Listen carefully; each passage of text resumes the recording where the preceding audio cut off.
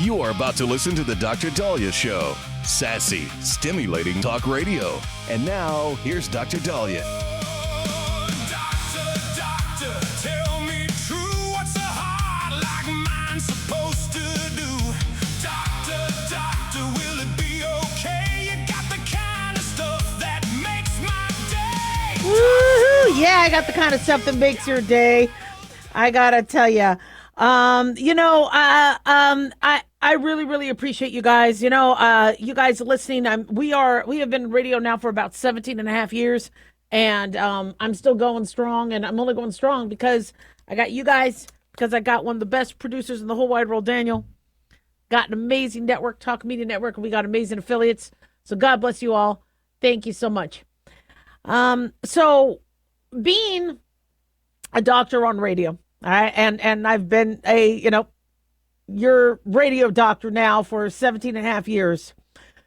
People are really, really pressing on, on whether the COVID vaccine was a mistake, whether the COVID vaccine is currently a mistake, whether the COVID vaccine is the best thing since sliced bread to prevent COVID.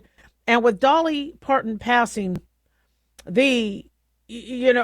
mean, for me, I'm listening to Dolly Parton music, and I'm remembering, her movies, and I'm going to watch 9 to 5 again, and Rhinestone with, was it Rhinestone with Sylvester Stallone? I think I want to watch that again. And anyway, I was always a big Dolly Parton fan, but, many people are asking, and they're justified to ask, if there was any relationship between that and her possible cancer diagnosis. On the outset, my answer is probably not, because she was 80. Her last vaccine was March 21st, 2021. We're talking 5.5 years ago. However, with studies, and like we talked about yesterday with that young woman who ended up getting leukemia and lymphoma, researchers are saying, please, for the love of God, can we look at any possible relationships? The data could take years to get. And this is what people are really, really frustrated about. All right. You have one subset of data where did anybody get cancer right after the shot? Then you have a different subset looking at 5 or 10 years later. Then you look at 20, 30 years later. Here's Dolly Parton, who passed. And with cancer being so common in medical school, I learned in the 90s, 1 in 2 people get cancer. Now, I know that sounds frightening. It could be a small basal cell carcinoma. That could be your cancer. I'm hoping that if I'm the 1 and 2, I get the little baby thing we could chop off. And I've already had a lot of precancerous stuff. So I'm hoping I already satisfied that. But with my family history, yeah, I got to watch out for the breast cancer and the colon cancer and all that. And so sadly, for us to have that discussion, in the wake and the tragedy of Dolly Parton passing, we don't know what cancer she had. We knew she had kidney issues, autoimmune conditions, again, something else that has been possibly linked. But what makes this so complicated is, one is COVID itself was a cluster in a seventh. So I believe that virus, and for those of us that got that virus, are screwed. And so God forbid, I get told I have cancer. Is it because I got COVID 3 times? Or is it because I got the vaccine? How do you tell? That's going to be very challenging for researchers. All right. It's easy when you have somebody with no family history, all right, no issue. And then all of a sudden they go from A to B, like with that young woman with the leukemia and lymphoma. But when you have somebody who years later acquires cancer, when they're over 70 years old, that's a little more challenging. But people love Dolly Parton. Right? Bipartisanly, you had somebody who could probably run for president, and both sides loved her. And there was, I haven't met anybody who didn't. And if there was somebody who did dislike her, they're messed up in the head. And so I know there's now a lot of back and forth, but people are very protective of her. So when she died, one of the when you go through the grieving process, sometimes anger and blame is part of that. And people are mad Dolly died. She died at the age of 80, having a full and amazing life. Was that premature? And if it was premature, why was it premature? Yeah, I could see why people would be pretty pissed off. But on the other end, is it that she outlived, most people her age, and God and the angels above said, all right, you've done your work. We need you up here. And so I know people are really, really frustrated because they wanted, and this isn't now a Republican Democrat thing. I have a lot of liberal friends that really didn't want anything to do with the COVID vaccine. I have a lot of Republican friends who said, sign me up. I'm afraid of COVID. This isn't right left anymore.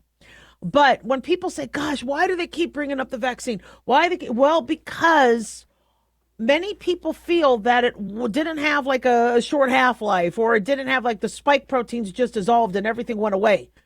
Some people feel if they have now this immunity that COVID, when they rolled out the vaccine, said, look, one shot, you're done, you're good. Or after your 2 shots, you're good. You won't get COVID, etc. All the things they said, which was not right. And I knew that at the time. I was like, look, guys, just like the flu shot, you could still get it.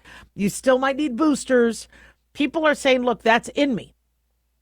Personally, I believe it's dissipated and gone.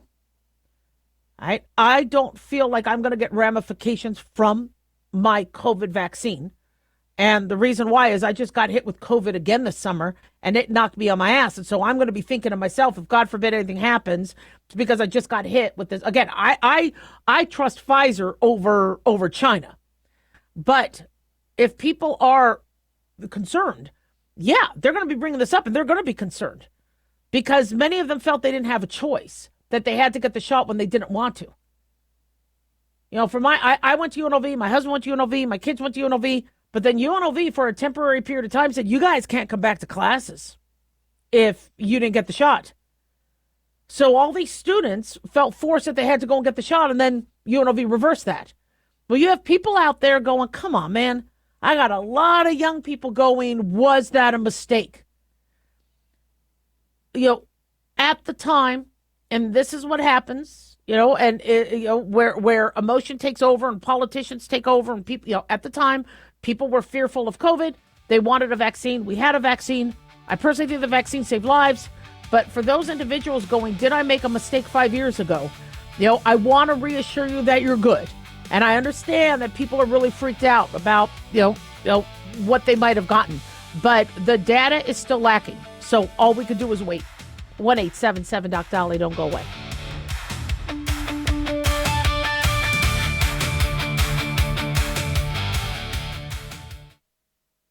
Have you ever thought you'd like to buy and sell houses but didn't know how or where to get the money? My name is Ron LeGrand, and over the past 40 years, I've bought over 3,000 houses without using my money or credit and taught thousands to do the same. Today, even in a virtual environment, we buy nice houses in nice neighborhoods using no banks, realtors, contractors, or other costly entanglements, and build huge cash flow and wealth without the hassle of tenants, all without credit and little or no money. You don't need a license or experience, and I'll show you exactly how it's done. Text FREE to 99799, and I'll send you my free training. I promise you I'll change the way you think about real estate and open the door to a new lifestyle that doesn't involve risk or rehabs and can quickly replace your current income. Text FREE to 99799 and let me show you how to take your life back and build cash flow and wealth from your home. That's FREE to 99799. Again, FREE to 99799. Hi, it's Mark Falter, host of the Financial Fitness Show. I strongly believe that no one should ever pay 1 penny more in taxes than they are legally obligated. Unfortunately, for most hardworking Americans, this just isn't the case. Why? Because most people spend more time planning next weekend's getaway than trying to ensure they're going to pay less in taxes. My financial fitness team has put together some materials that I know are going to help you. It's the Tax Savings Kit. Tax Savings Kit includes 3 things: free tax analysis, top 10 ways to pay less in taxes, and an investor's guide to taxes. Now, how do you get it? Simple. 866-764-2635. Again, 866-764-2635. I'm Mark Falter. This is Financial Fitness, making personal finance profitable.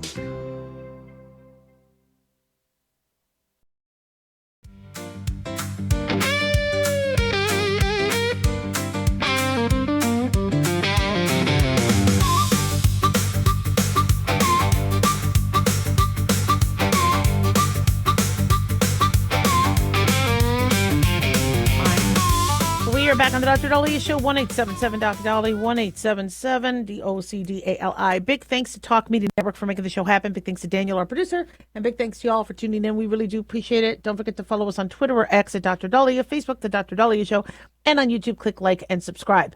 So this Lindsey Clancy case is starting to wrap up. We heard closing arguments. I was listening to the defense arguments.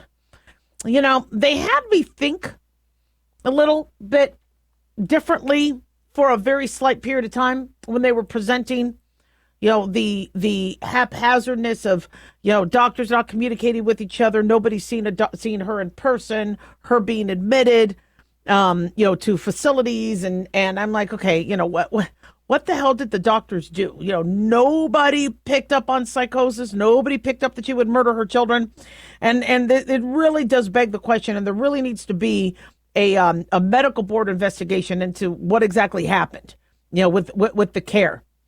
On the other end, well, if she gets the Andrea Yates treatment, was it Andrea Yates who killed her children and got off with by insanity?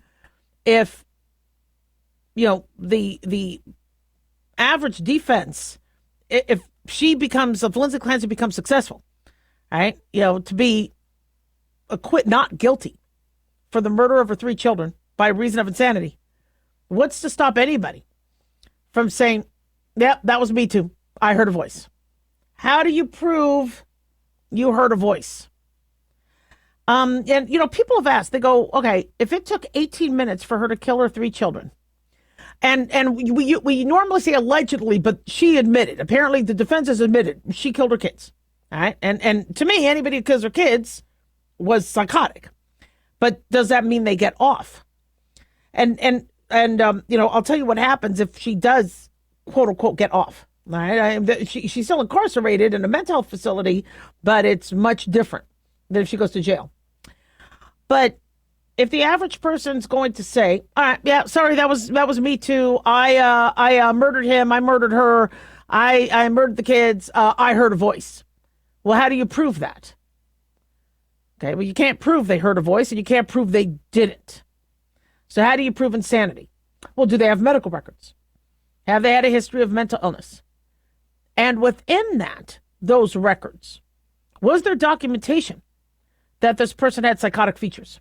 Is there documentation that person had, you know, hallucinations, heard voices?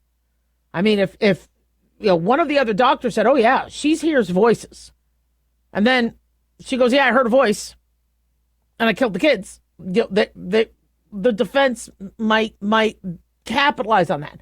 But I don't believe any of her medical providers said she never told us she was hearing voices. She never told us she had suicidal ideation, homicidal ideation, and they're supposed to ask. And a concern I have with this is, let's say somebody is watching this whole thing pan out. And like, you know, I really want to do my coworker in. How do I do it without going to jail and getting this insanity? They start going to a doctor to get that groundwork laid and that paper trail. You know, I hear voices. Can I have some medication? I'm hearing voices.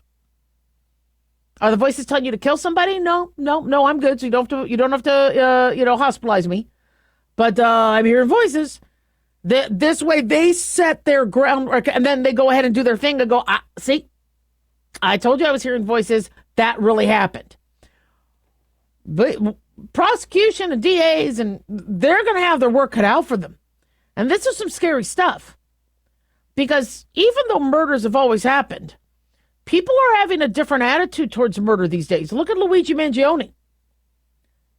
Not only did he commit a murder of just cold blood, CEO walking to a conference in New York City, but you have all these groupies that, and when it happened, people were like, by the way, here's the CEO of this other insurance company, and here's, just saying. I mean, you have this now vocal, people are admitting that they support murder. And not only does Luigi Mangione have groupies, but also Lindsey Clancy. you have all these people now across the United States sitting there going, well, we're here to, to support her. So she killed her kids. Yeah, but the doctors suck. The doctors might suck, but okay, we are not a society that commends somebody murdering their kids. Personally, based on what I've seen, anybody who murders their kids is psychotic. They are of no sound mind. But that took planning. Now, somebody could ask, well, how long does a psychotic event last? Psychotic events could unfortunately last anywhere from just a few seconds to months. So somebody could be in that state. However, when you're in a psychotic state, it's really difficult to have that proper executive and cognitive functioning to be like, well, I need to do this. I need to move the child to a separate room so they can't interfere. I need to do this. I need to organize it. That starts to be like, well, you got some premeditation. Well, the defense, they are saying, look, she heard a voice. She was psychotic. Look at her Facebook pictures. She loved her kids. She didn't want to always kill him. She always wanted to have kids. She killed him. She had to have been in a state of psychosis for that. Her doctor sucked because they only did telemedicine. They never saw her in person. This was their argument. And personally, I really do believe, even though telemedicine really helps people get access to individuals who don't want to come in, you still should try to get that person in. Prosecution says she's left AMA. She was doctor shopping. She planned it. She had her husband leave, go and do errands. Her Google searches suggested there was some planning. So if the jury looks at this and says, I think she was in psychosis, and they say not guilty, what happens? Well, as opposed to her being life in jail, she now goes to a mental health facility. How long for that mental health facility? She could be there for life. But if the doctors and the team feel she's of no threat to somebody, they could let her out. A year? 5 years? They could let her out. So this guilty by insanity is huge. And it's something a lot of defendants want. And if this defense is able to pull that off, I really, really worry about what's going to happen with future murders. As I said, you got to be psychotic to kill your kids. You got to be out of your flippin' mind. And she should be having, some aggressive. She should be under psychiatric care. But getting out of that jail system and going into an inpatient facility, if they do their hearings and they go, look, are you going to, kill anybody? She's like, no, my kids, it was just my kids. I was told to kill my kids. I've never heard that voice. I never heard the voice before. I only heard the voice for that very narrow period of time. No voice, no voices. I feel good. I want to build. I want to do for society. I never heard anybody before the kids. I never heard anybody after the kids. Just the kids. Eventually, they're going to let her out, especially with how overwhelmed our systems are. And family's going through hell. She's lost her kids. She's in a wheelchair. But her getting off, by any means for what she did, I don't see how she, with what she did to her kids, really is going to help others. I don't. I don't think how she's going to, how she will contribute to society. I know a lot of people are saying, well, what good is it going to be? Her just sitting in a hospital or her sitting in a jail. We do this because of the next one. If people are watching and go, I could be done. I could get a brand new life. I don't like the kids. I don't like my husband, or I don't like my wife. Let me just do it. I heard voices. This could set an extremely dangerous precedence. Actually, the precedence was already set earlier on, and now The defense is outlining very simply for future murderers what they need to have for that defense to go. That's frightening. Unless we make your incarceration for insanity not so easily reversed. You stay for life. 1-877 Doc Dolly, don't go away.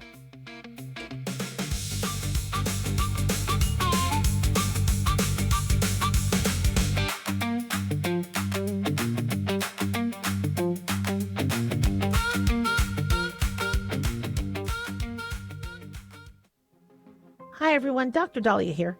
Thousands of physicians, residents, nurses, and medical students are silently dealing with depression. And tragically, 400 take their lives each year. 400! I wrote The Depressed Doctor, hoping to reach out to anyone struggling. You're not alone. Don't stay silent. The Depressed Doctor can be found on Amazon, or the book can be found on drdahlia.com. And if you or anyone you know needs help, call or text 988, the National Suicide and Crisis Hotline. Lisa Wolf here to tell you about our newest website for old-time radio lovers. It's 100radioshows.com. At this site, there are 5 old-time radio shows waiting for you to download free as our gift to you. And be sure to browse the additional 700 old-time radio shows available to you for 70% off by using the promo code RADIO at checkout. This is a limited-time offer, so log on to 100radioshows.com. That's 100radioshows.com.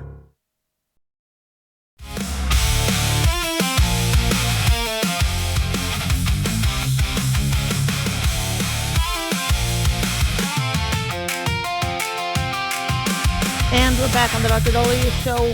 1-877 Doc Dolly, 1-877 DOCDALI. So absolutely horrific footage coming out of what happened in China and Nepal.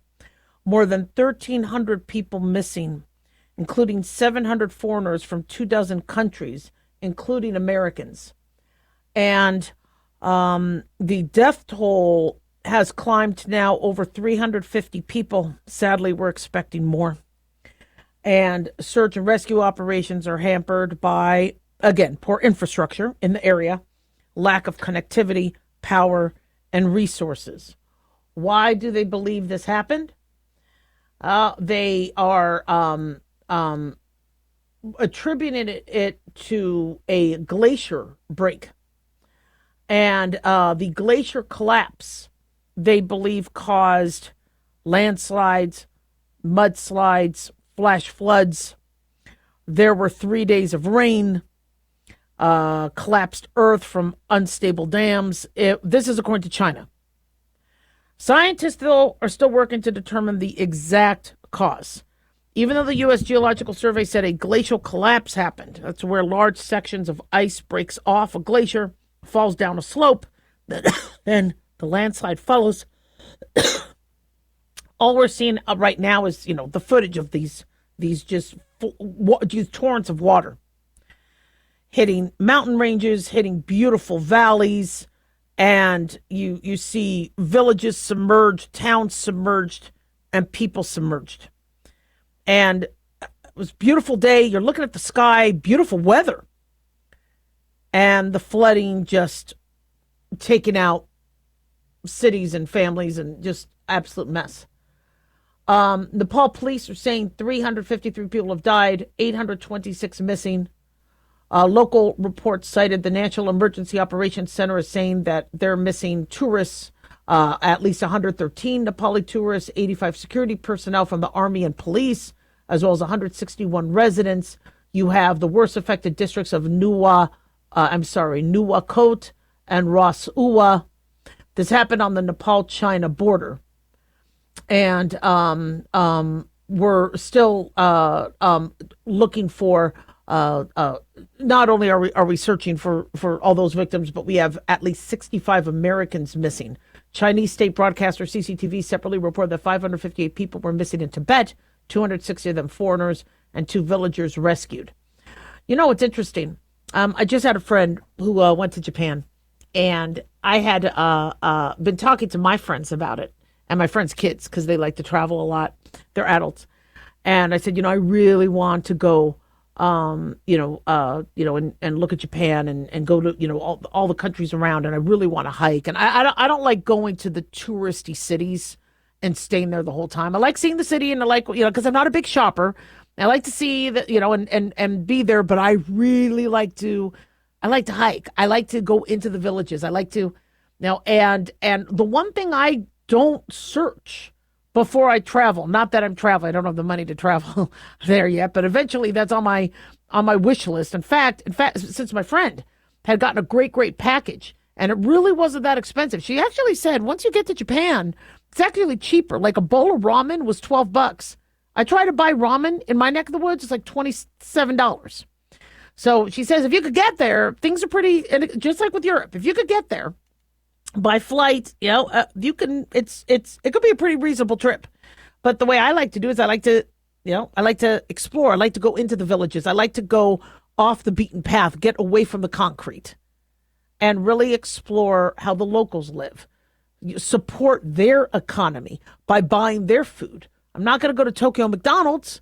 I want to go to some of these other places but I never ever think to look at flooding risk and if their infrastructure is there. And I was just talking to Daniel, my producer, about this. Look at what happened with COVID. China doesn't have a reputation for ensuring infrastructure's in place. And when you see something like this, you gotta keep that in mind. U.S. State Department spokesperson told CBS News that the agency is aware now of 90 Americans who may be impacted by the floods. And you have people there doing, Doctors Without Borders and missionary work. You have tourists. Somebody had written me going, why are there so many Americans there, especially with everything going on with China? Well, Nepal, I'd love to see Nepal. I'd love to see Tibet. I'd love to see these areas. The world is so vast, and I don't want to just be in my little bubble, concrete bubble. But unfortunately, if these things happen, it's you just can't take for granted that your government parallels others. That's why, when we look at immigration and everything going on with immigration, I'm like, for those of you that have never traveled out of the country, try it and see what they tell you and their attitudes about you not leaving when you're supposed to. Anytime I've been in another country, they're like, how long are you staying? When are you leaving? Nice welcome. But I know you're not excited about me being here, but I swear to you, I'm leaving in 10 days. If you don't leave in those 10 days, you got some splaining to do. And if at all I try to live there illegally, I get my ass deported. That's just very well known. And I think people are really, really naive about other countries. And that they, same thing with mail-in ballots. You want a mail-in ballot? Boy, is it strict to get a mail-in ballot for a European election. You got to apply for it specifically. It negates your ability to go in person. You have to actually have reasoning to justify you getting that mail-in ballot. Proof to us you are not in that, you're out of the country temporarily. Or proof to us that you're ill. And here in America, they're like, oh my gosh, we're horrible to ask that. The U.S. State Department is now closely monitoring the situation. They are helping with the response efforts. They're the embassy has urged U.S. nationals in the region who were able to contact their families, hotels, guides, or trek or tour companies to get out as quickly as possible. Communications may be disrupted again. Even if you feel like you have the ability to communicate and you think the worst may not be over. And we've talked about floodings and risks. And now that we're coming into hurricane season and we got Hurricane Dolly may hit America, our land. Flooding is something that any of us can sadly endure. And while they're going through the rescue efforts in China and Nepal, we have to brace ourselves for incoming storms, hurricanes, flooding. The flooding, they're not, in addition to the deadly injuries and, people then get malnourished. Floodings affect the farms, affect the foods, affect access to food. If you don't have stored food that didn't get ruined by the flood, if you don't have access to healthy, fresh food, people trapped in their homes, they could get pretty malnourished. Contaminated water, infectious disease, cholera, typhoid fever, leptospirosis, hepatitis A, vector-borne diseases like Zika, malaria, dengue, hemorrhagic fever, yellow fever, West Nile. The mosquitoes take advantage. They may get initially washed away in the storm, but they come back because they love the water. And the water could take weeks to months to dry. And the water gets dirty. So your pipes, your access to fresh water is limited. Not to mention, even if your house somehow is able to avoid much destruction, the moisture seeps into the walls, floors of the houses. Now you get mold. Massive disinfecting has to happen. Not to mention with these floods, you get chemical exposures. Benzene, toluene, xylene, things coming from fuel. It's, to help, contact American Red Cross, contact donating blood, and we'll keep you posted on ways we can help victims. 1-877-DOC-DOLLY. Don't go away.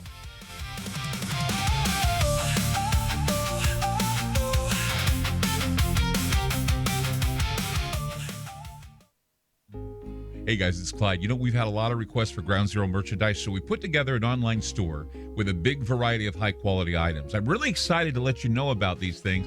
We have a lot to offer you and your loved ones. In addition to our regular apparel, such as t-shirts, beanies, hoodies, and hats, we've expanded our product line with posters, flags, aprons, mugs, and a whole lot more. We also have Ground Zero collectibles, along with a limited edition of items like a Clyde Lewis canvas portrait, a Ground Zero embroidered jacket that will certainly make for great gifts and for interesting conversations with family and friends. And we now offer publications such as Ron Patton's book about mind control, MK Zine, and back copies of the official magazine of Ground Zero while it was in print. Paranoia, the Conspiracy Reader, also coming in 2023, are updated and revised books that I've written. There's a secure and easy-to-use shopping cart for your purchases. So shop today at our official store by going to groundzeromerch.com. Again, that's groundzeromerch.com. Hey, America. How tired are you of mainstream corporate media's biased narratives and manipulated news? Their dishonesty and attempts to influence this generation have been exposed, put on display for anyone who's even half paying attention. But the New American Magazine has been an honest source of news and commentary for over 50 years. This is your opportunity to receive the stalwart of principled journalism at a deep discount.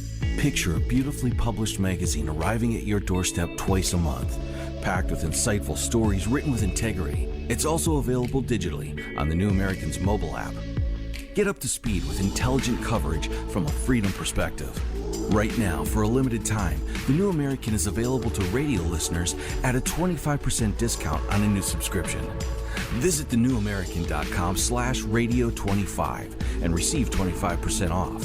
Subscribe today at thenewamerican.com/radio25.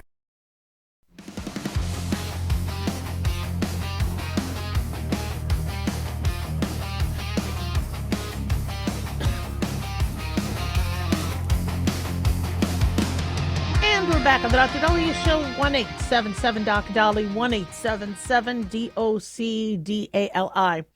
So every now and then I'm seeing a patient on telemedicine on the video. And you see young girl, young boy, cute little kid. And they are being seen for a rash or for pink eye or for a cold or something. And, they're talking to me and I'm showing them the dogs and the kitty cats, telling them, they're my nurse. But they're not doing their job and I need to fire them. They're like, no, don't fire them. I go, but they just did pee-pee, right? in the workspace. I go, should I just give him a demerit? Yeah, give him a demerit. And the dog's like, yeah, I just want pee-pee. It's fun. Play around with the kids. Talk to the mom. All right, any past medical history? Was the child full term, premature? Anything since birth, typing. Any medications they're on? Oh, yeah. They're on, and then they list a bunch. And then I do a double take. And I look, little 5-year-old girl. And I look at the medications. Like, whoo, kind of a lot. Little 8-year-old boy. These teenagers.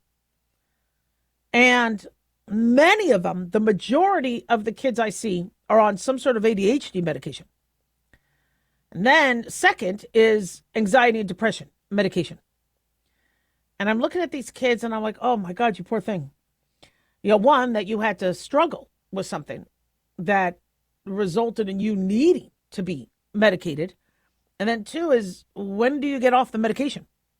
Do you have to be on this medication for life? And then why? Why? What happened to you?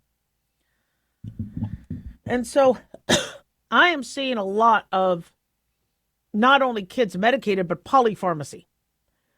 And our attitudes towards pharmaceuticals have changed. Some people claim, well, it's because of big pharma and everybody's making money on that. But if we not talk about the doctors, all right, and because I really don't believe that explains what's going on. I think from the medical standpoint, it's liability. You're the doctor of a kid that ends up being the next school shooter. All eyes are on you. Did you ignore their medical condition? Did you try to treat them? So, there's liability.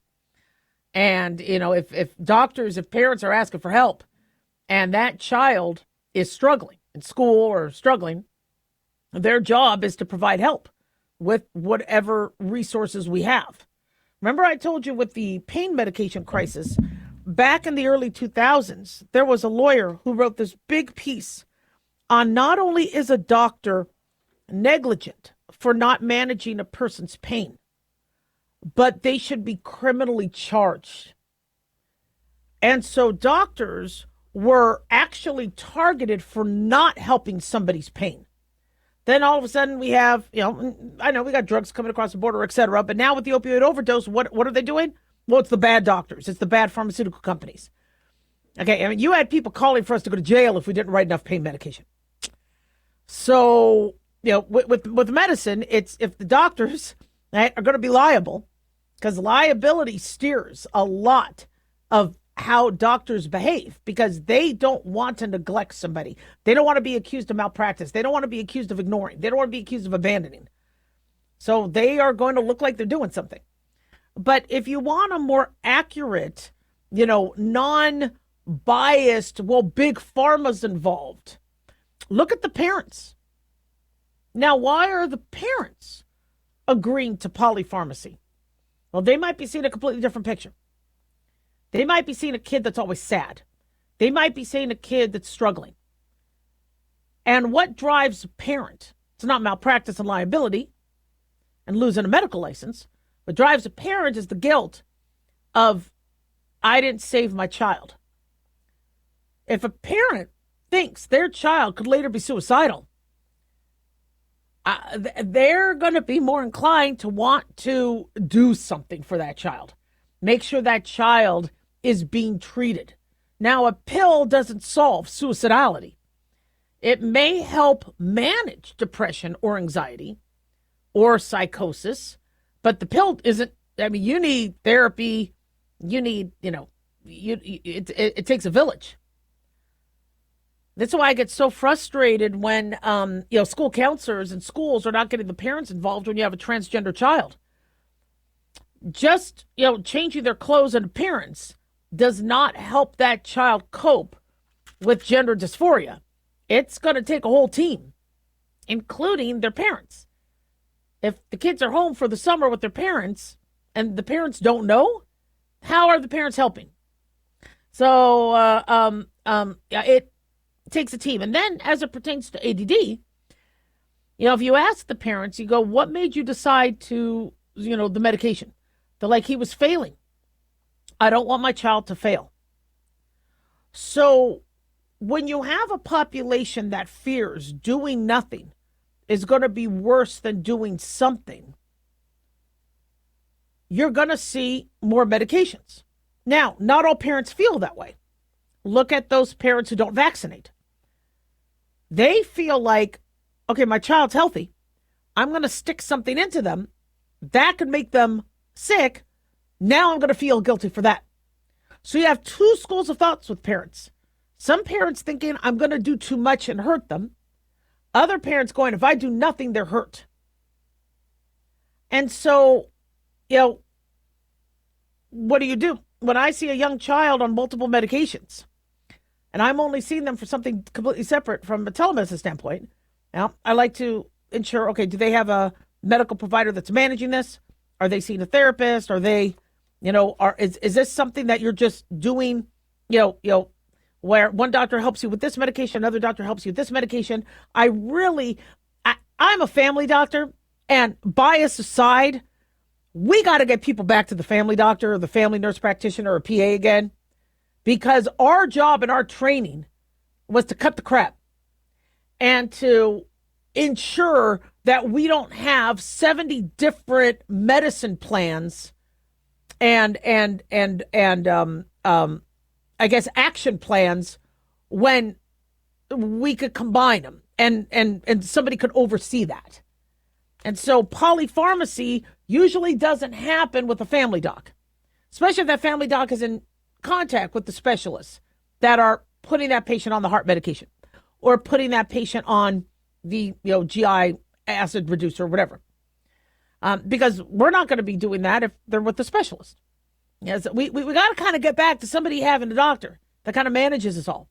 I'm also blown away at how many of these kids don't have a pediatrician.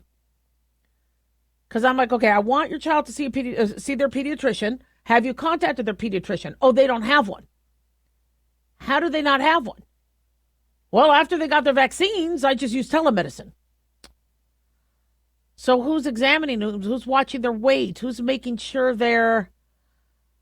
so we kind of got to... I love telemedicine. I think it's great, increasing access.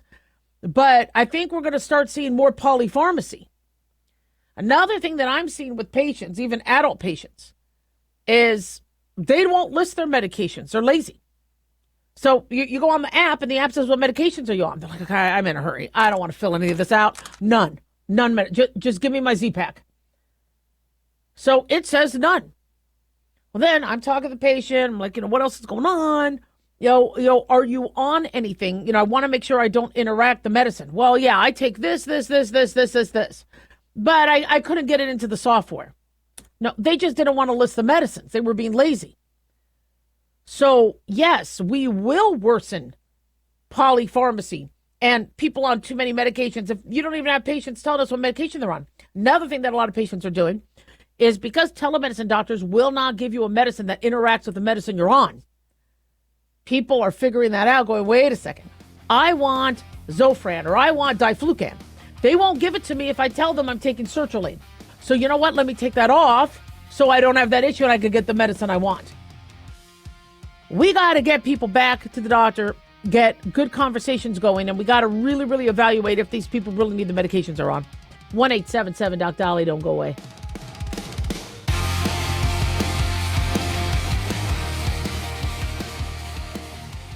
Hi guys, Dr. Dahlia here. Addictions can sneak up on us and come in many forms, whether it's drugs, alcohol, sex, video games, porn, or something less obvious such as food, internet, or shopping. Addiction can seem innocent at first and then evolve into an insurmountable evil. In our book, Addiction Basics, Caitlin Kalikas and I dive into the common addictions and provide tips for identifying and preventing these before they sneak in and take over our lives. Addiction Basics can be found on Amazon or my website, drdahlia.com. Check it out. Lisa Wolf here to tell you about our newest website for old-time radio lovers. It's 100radioshows.com. At this site, there are 5 old-time radio shows waiting for you to download free as our gift to you. And be sure to browse the additional 700 old-time radio shows available to you for 70% off by using the promo code RADIO at checkout. This is a limited-time offer, so log on to 100radioshows.com. That's 100radioshows.com.